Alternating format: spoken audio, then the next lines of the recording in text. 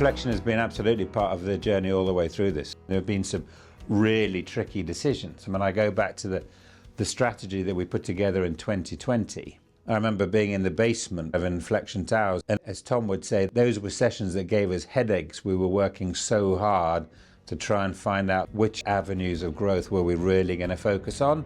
So it's been, hugely collaborative.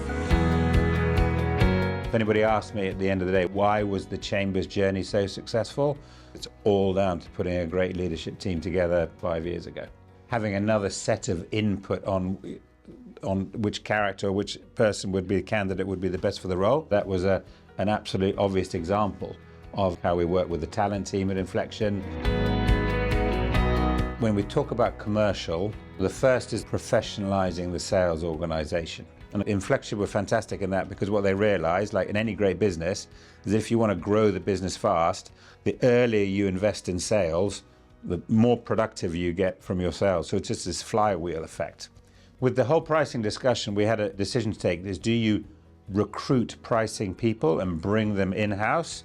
Or in fact, do you use a third party? And in fact, we decided to go for the latter. So we used Jonathan and his team for that.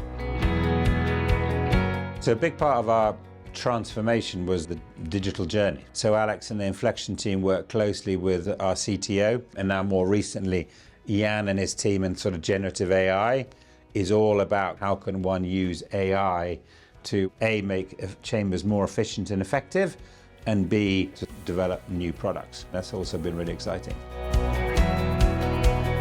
We said, right, the 3 areas that we're going to prioritize are going to be the US, China, Brazil. So just take Brazil. It is a huge legal market, but clearly it's quite a long way away, and therefore, how do we grow that market? How do we ensure the brand of Chambers? How do we run events? So Fred and the team in Brazil were very helpful there. And then again, if you go to the US, biggest legal market, but we had nobody in the US. So again, working with the team, we now have 12 people based in New York.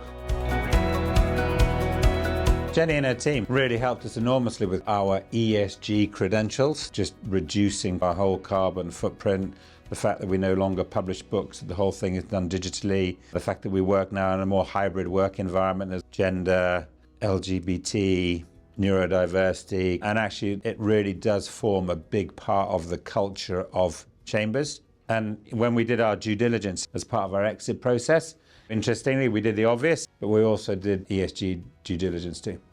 We had a number of bidders chasing Chambers all the way to literally to the final day. And that was a pleasant surprise to all of us when we learned that Inflexion wanted to continue their investment. I think we've only just started. If you think about the foundations that we've put in place, there's tremendous growth opportunity for Chambers.